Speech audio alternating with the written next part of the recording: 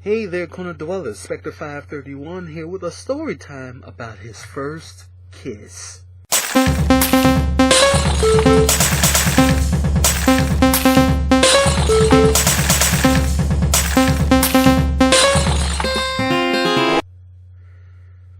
Okay, I already know you're probably saying, Spectre, what's up? You said that you never had any luck with the ladies. How is it that you got your first kiss?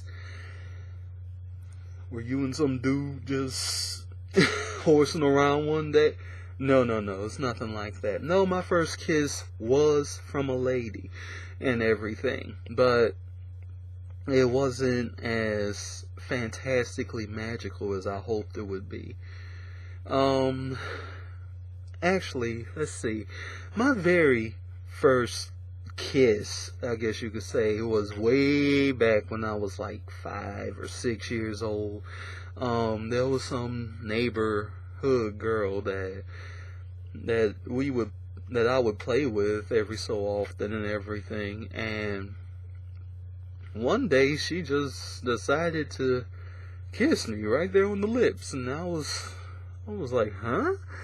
You know, because of course Spec's hormone type stuff didn't kick in yet, so it was like, what the heck you do that for? You know, because guys don't think about kissing and none of that stuff until it's like important, you know, until it's one of those situations. But yeah, I mean, I kissed her, and I remember her lips were kind of fruity tasting, you know. It was nice, you know. Maybe it was the lip gloss she had on or whatnot, but yeah, I was like, cool. And then we just went right on playing like normal and everything. Now, my first kiss, you know, after I knew what kissing was all about and everything, it happened at a bar. Yeah, that goes to show you just how long of a stretch that was, okay? Yeah, it happened at a bar. This one girl, she seemed to like me a little bit and everything, and I'm all for it. I'm like, yeah, okay, what's happening here? So we started dancing together every week, because that's the only reason I went to a bar, because I don't drink. And, you know, to get my boogie on and check out the ladies.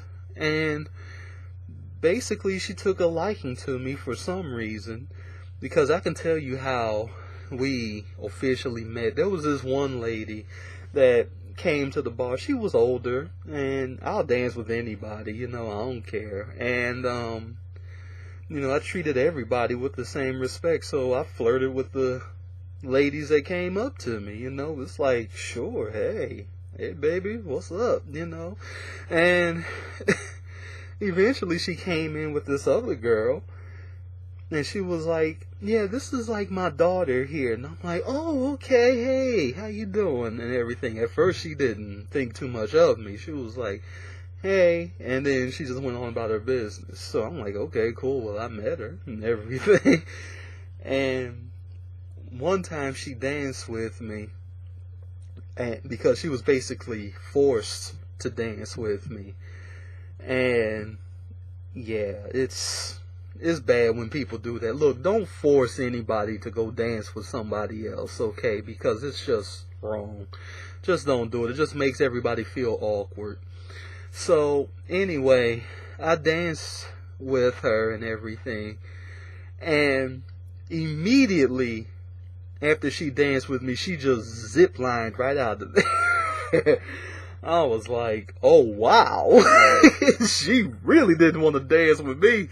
So I went over there to the lady that introduced us and everything, and I'm like, you know, you got a real cool daughter here. She's awesome. And she was like, oh really? And I was like, yeah. You know, she didn't really want to dance with me, and yet she danced with me anyway. That was really cool of her. I'm like, that's awesome. Now, don't get me wrong, I was dancing anyway, and I wasn't really looking for anybody to dance with, but, you know, since she was there with me and everything, I went ahead and danced with her, you know. And that's just the way I am. I'll dance with you if you want to dance. I mean, hey, it is what it is. I mean, I personally can't dance, but, you know, I'll do my thing. And immediately she was like, oh no, I hope you didn't feel bad or anything. I as soon as I stop dancing, I just kind of leave everything. I'm like, hey, it's cool. It's cool. There's no hard feelings or anything. You're alright.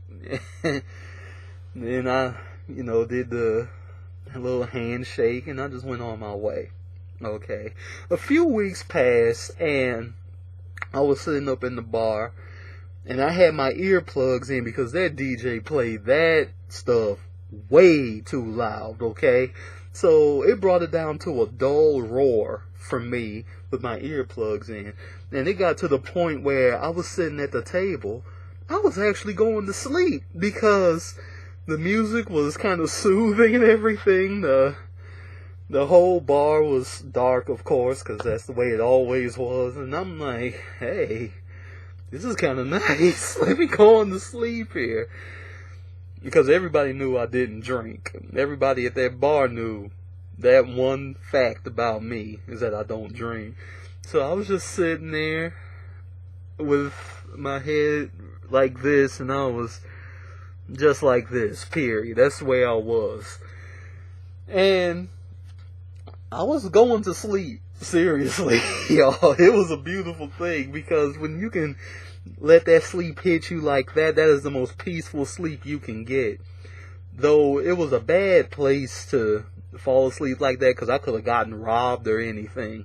But then again, I didn't have any money, so technically I wouldn't have gotten anything. They could have jacked me for my car keys though, so yeah, that's one possibility. But anyway, she came up to me and like, oh, come on, and everything. I'm like, huh, what?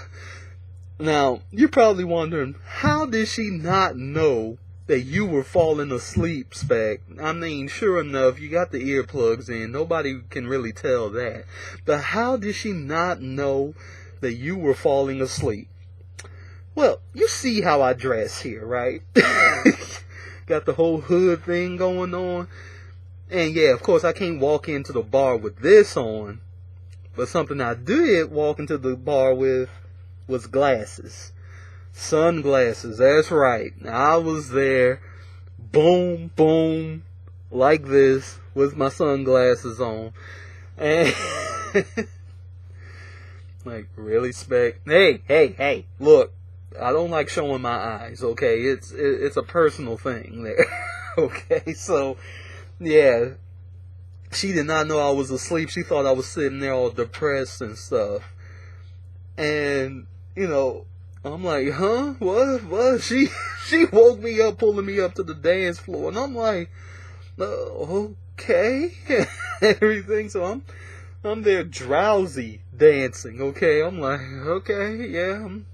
I mean, she had my hands like this, you know, and she was just kind of doing the motions, moving around and everything. I'm like, all right, this is a good thing, I guess. Because here I am, I'm still not completely coherent as to what's going on. I'm like, damn, this is one involved dream here. And, and she was faced this way, and she was holding me behind her and had my arms wrapped around her, and she was just dancing and gyrating and everything. I'm like, okay, I'm not mad at this. And, then when the song was over, she was like, so did you like your dance? I'm like, yeah, that was awesome, thank you. And everything. She was like, now, no more depression while you're here, okay? I'm like, sure, okay. She didn't know I was just asleep. Okay, so that was awesome. And weeks after that, you know, every week she would come up to me and was like, hey, you want to dance there? I'm like, sure, you know. And I danced with her and whatnot. And one of those weeks, she leaned over and gave Spec a kiss right on the lips. It was a beautiful thing. At least I thought.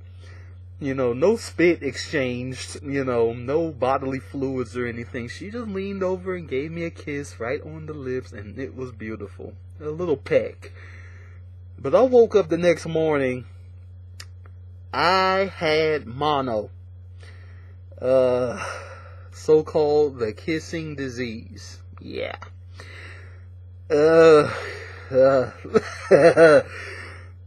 Even during a magical moment of a first kiss had to be ruined for me. So, anyway, Corner Dwellers, that is my story right there about my first kiss. Tell me about yours in the comment section. I would love to hear the story, whether it's good or bad like mine, or even worse than mine. I want to hear them, and I want to see what things you guys went through and whatnot, because we're all together here, but until we actually start talking with one another, we can't start helping each other heal, now can we? So on that note, Corner Dwellers, if you liked this video, by all means, punch that like button like it owes you money. It's already black, make it blue. And leave your comments, I want to see them. So on that note, Corner Dwellers, this is Spectre 531, fading away.